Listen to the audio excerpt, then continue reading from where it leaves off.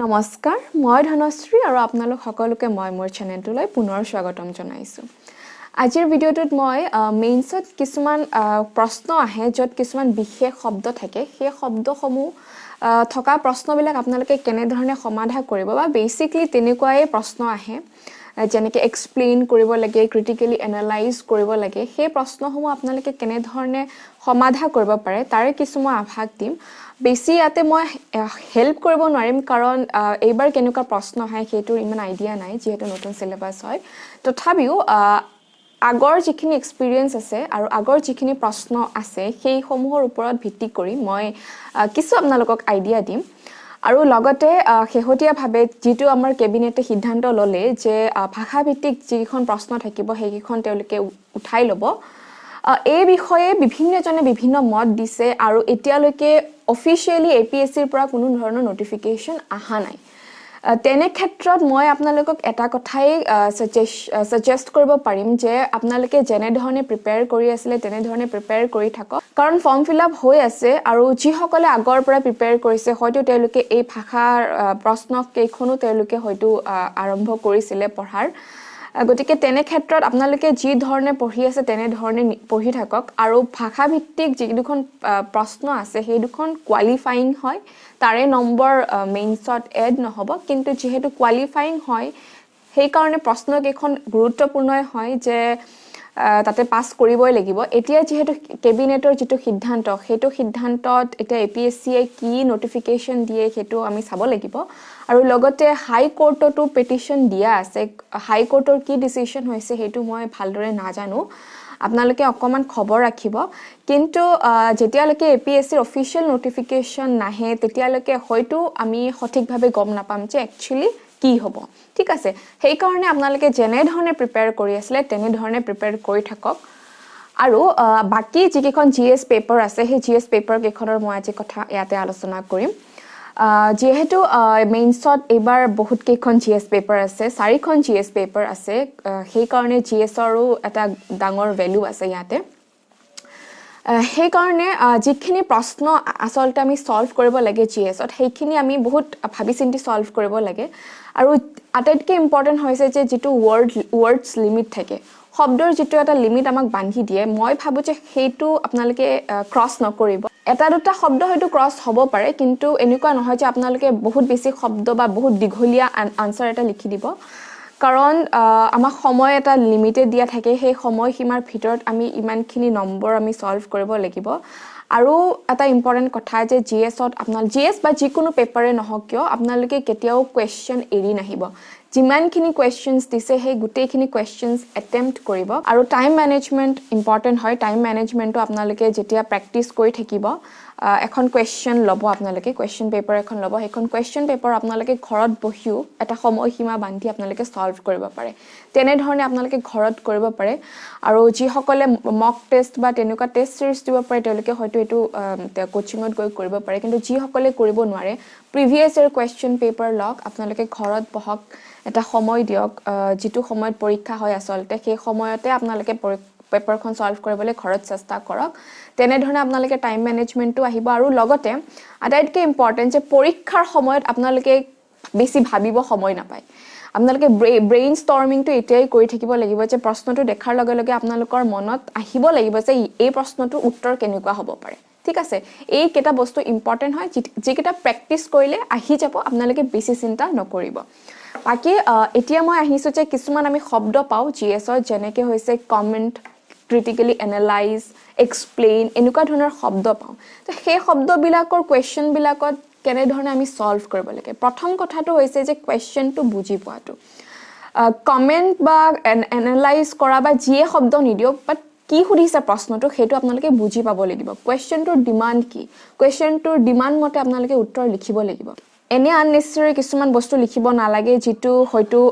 এক্সামিনাৰে পঢ়ি ভাল নাপাব হেতু কাৰণে কোৱেশ্চনটোৰ ডিমান্ড কি হৈছে হেতু আপোনালোকে বুজি পাবই লাগিব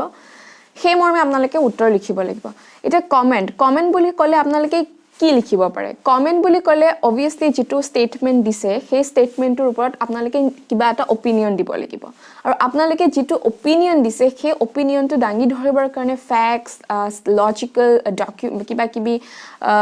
আৰ্গুমেন্টস দিব লাগিব আৰু এনে ক্ষেত্ৰত আপোনালোকৰ ফ্যাক্টস খিনি ইয়াতে কামত আহিব ফ্যাক্টস বহুত ইম্পৰ্টেন্ট হৈ যায় ইয়াতে আপোনালোকৰ আনসাৰটো বহুত বেছি সঠিক আৰু বেছি লজিক্যাল হৈ পৰে কাৰণ যেতিয়া আপোনালোকে ফ্যাক্টস বা তেনেকুৱা ধৰণৰ কিবা এটা স্টেটমেন্ট দিব ইম্পৰ্টেন্ট সেইটোৰে এক্সামিনাৰে গম পাব যে এইটো বস্তু হৈ আছে আৰু এইটো ইতিমধ্যে প্ৰমাণিত বা এইটো ইতিমধ্যে হৈ গৈছে সেইটো কাৰণে ফ্যাক্টস বহুত ইম্পৰ্টেন্ট হয় আপোনালোকৰ আনসাৰটো আৰু বেছি ভাল কৰিবৰ কাৰণে গতিকে ফ্যাক্টস খিনি ইয়াতে বহুত বেছি কামত আহে যিখিনি আপোনালোকে প্ৰিলিমছত পঢ়িছে ইয়াতে ব্যৱহাৰ কৰিবলৈ চেষ্টা কৰক তাৰ পিছত ক্ৰিটিক্যালি এনালাইজ বুলি কিছুমান প্ৰশ্ন আহে ইয়াত আপোনালোকে কি কৰিব পাৰে ডেফিনেটলি ক্ৰিটিক্যালি এনালাইজ কৰা মানে আপোনালোকে ক্ৰিটিক্যালি ভাবিব লাগিব আৰু ইয়াতে যিখিনি আমাৰ গুড পইণ্টস থাকে সেইখিনিৰ লগতে আপোনালোকে ব্যাড কিবা এটা নেগেটিভ পইণ্টস আছে নেকি সেইখিনিও ইয়াতে লিখিব লাগিব মই ইয়াতে এটা উদাহৰণ লৈছো যে যি কেখন আমাৰ ফাৰ্ম বিলস আছে সেই বিলস কেখনৰ এটা বহুত ডাঙৰ ইস্যু আছে যে এমএসপি ইস্যু এমএসপিৰ যেটো লিগেলাইজ কৰাৰ যেটো দাবী উত্থাপন হৈছে সেইটো এটা ডাঙৰ ইস্যু হয় যে এমএসপি টো লিগেলাইজ কৰিব লাগে মানে এক্টত দিব লাগে গতিকে এমএসপি কেনে ধৰণে সহায় কৰিব যদি লখনত দিয়া হয় এমএসপি কেনে ধৰণে স্মল আৰু মাৰ্জিনাল ফাৰ্মাৰ্ছক সহায় কৰিব আৰু বিশেষকৈ এমএসপি টো মাৰ্জিনাল আৰু যিখিনি স্মল ফাৰ্মাৰ্ছ থাকে তেওঁলোকৰ কাৰণে দিয়া হয় যাতে তেওঁলোকে ভালদৰে উপাৰ্জন কৰিব পাৰে হেতু বস্তু আমি এটা লিখিব পাৰো যে কেনে ধৰণে যিখিনি স্মল আৰু মাৰ্জিনাল ফাৰ্মাৰ্ছ আছে সেইখিনি সহায় হ'ব লগতে এমএসপিৰ কিবা এটা নেগেটিভ ইম্প্যাক্ট আছে নেকি নেগেটিভ ইম্প্যাক্টটো হৈছে যে যেটো আমাৰ ফিস্কেল বাজেট থাকে সৰকাৰৰ যিখিনি বাজেট থাকে তাতে এটা হেঁচা পৰিব ডেফিনেটলি এটা হেঁচা পৰিব আৰু বেছি খৰচ বহন কৰিব লাগিব হেতু এটা নেগেটিভ পইণ্ট হ'ব গতিকে ক্ৰিটিক্যালি এনালাইজ বুলি ক'লে এনেকুৱা ধৰণৰ আপোনালোকে লিখিব লাগিব আৰু লগতে কনক্লুজন এটা দিব লাগিব যে আপোনালোকে তাতে নিউট্ৰেলি এটা বায়াস নোহোৱাকৈ এটা কনক্লুজন দিব লাগিব যে আৰু কি বেছি ভাল কৰিব পৰা যায় ঠিক আছে ওয়ে ফৰৱাৰ্ড আপোনালোকে তাত দিব লাগিব তাৰ পিছত কিছুমান এক্সপ্লেইন কৰা আহে কিছুমান ডিসকাস কৰা আহে এক্সপ্লেইন কৰা ডিসকাস কৰা বিলাক একেবাৰে সিম্পল হয় এক্সপ্লেইন মানে আপোনালোকে সেই বস্তুটো বুজাব লাগে যে কোৱেশ্চনটোত কি কৈছে হেতু আপোনালোকে বুজাব লাগিব আৰু তাতে এক্সাম্পল দিব লাগিব ক্লাৰিফিকেশনৰ কাৰণে এগেইন ফ্যাক্টস ইউজ কৰিব লাগিব আৰু ডিসকাস বুলি ক'লে আপোনালোকে বেলেগ বেলেগ পাৰ্সপেক্টিভো দিব পাৰে যদি গ্ৰীণ ৰিভলিউচনৰ বিষয়ে ডিসকাস কৰিব দিছে আপোনালোকে গ্ৰীণ ৰিভলিউচনটো কেনেকৈ ষ্টাৰ্ট হৈছিল কোৰ পৰা ষ্টাৰ্ট হৈছিল এইখিনি আপোনালোকে লিখিব পাৰে আৰু কি বেলেগ বেলেগ ধৰণৰ তাতে কাম কৰা হৈছে বা আৰু বেলেগ কি পাৰ্সপেক্টিভস আছে গ্ৰীণ ৰিভলিউচনৰ গুটেখিনি তাতে আপোনালোকে ডিসকাস কৰিব পাৰে ঠিক আছে গতিকে এনেকুৱা ধৰণৰ শব্দ থাকিলে আপোনালোকে এনেকৈ অকমান সলভ কৰিবলৈ চেষ্টা কৰিব আৰু লিখিবলৈ চেষ্টা কৰিব আৰু ইয়াৰ লগতে আৰু এটা ইম্পৰ্টেন্ট যে বহুতে কয় বা এটো মানে সঘনাই দেখা পোৱা যায় যে আনসাৰ ৰাইটিংত ইন্ট্ৰোডাকশন মেইন বডি কনক্লুজন এই তিনিটা পাৰ্ট থাকিবই লাগে কিন্তু মই ভাবো যে সকলোবোৰ প্ৰশ্নৰ যে কনক্লুজন থাকিব লাগে তেনেকুৱা কথা নাই কাৰণ ইয়াতে কেখনমান প্ৰশ্ন আছে প্ৰশ্ন কাকত আছে যেনেকৈ হিষ্ট্ৰী আছে জিওগ্ৰাফি আছে তাৰে কিছুমান বস্তু ষ্টেটিক তাতে আপোনালোকে কি কনক্লুজন দিব কনক্লুজনত বেসিক্যালি আমি ওয়ে ফৰৱাৰ্ড দিও বা যিখিনি কাৰেন্ট এফেয়াৰ্স ৰিলেটেড বা অকমান প্ৰবলেমেটিক ইস্যুজ থাকে তাতে আমি কনক্লুজন দিবলৈ চেষ্টা কৰো বাট যিখিনি অলৰেডি প্ৰুভড হৈ গৈছে যদি মই উদাহৰণ লওঁ যে এতিয়া প্লেট টেকটনিক থিওৰিৰ বিষয়ে প্লেট টেকটনিক থিওৰি আপোনালোকে কনক্লুজন তেনেকুৱা দিবলগীয়া একো নাই কিন্তু আপোনালোকে ইন্ট্ৰোডাকশন দিব পাৰে যে প্লেট টেকটনিক থিওৰিটো কেতিয়া আৰম্ভ হৈছিল কোনে আৰম্ভ কৰিছিল আৰু তাৰ পিছত মেইন বডিত আপোনালোকে এক্সপ্লেইন কৰিব পাৰে যে what is plate tectonic theory ঠিক আছে সো তেনেকৈ আপোনালোকে হেতু বস্তু কৰিব পাৰে আৰু ইয়াৰ লগতে আৰু এটা ইম্পৰ্টেন্ট হৈছে যে কিছুমান হিষ্ট্ৰীৰ কোৱেশ্চনছ থাকে হিষ্ট্ৰী কোৱেশ্চনছ বিলাক কেতিয়াবা এনেকুৱা অকমান ক্ৰিটিক্যালি দিব পাৰে যে যিখিনি আমাৰ ফিলসফি আছে ইণ্ডিয়ান ফিলসফি আছে সেই ফিলসফিৰখিনি এতিয়া বৰ্তমান টাইমত কি ভ্যালু আছে এনেকুৱা ধৰণৰ অকমান ক্ৰিটিক্যাল কোৱেশ্চনছ দিব পাৰে বা আমাৰ যিখিনি আৰ্ট এণ্ড কালচাৰ আছে সেইখিনিৰ বৰ্তমানত কি ভ্যালু আছে তেনেকুৱা ধৰণৰ ক্ৰিটিক্যাল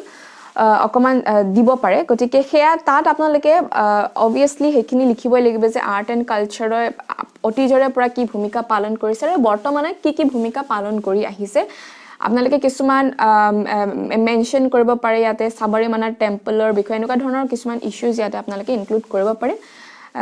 কোৱেশ্চন তো কি কৈছে হেতু ইম্পৰ্টেন্ট হয় বাকি মই যিখিনি কলো সেইখিনি আপোনালোকে এডিশনাল হয় কিন্তু কুৱেশ্যনটো কি ডিমাণ্ড কৰিছে সেইটো ইম্পৰ্টেণ্ট হয় কুৱেশ্যনটো যিটো কৈছে সেইটোৱে আপোনালোকে লিখিব লাগিব যদি আপোনালোকে কুৱেশ্যনটো ভালদৰে বুজি নাপায় তাৰ কাৰণে আপোনালোকে প্ৰেক্টিছ কৰিব লাগিব ডেফিনেটলি আৰু previous year questions R very important সেইখিনি আপোনালোকে ভালদৰে চাব ঠিক আছে আৰু বাকি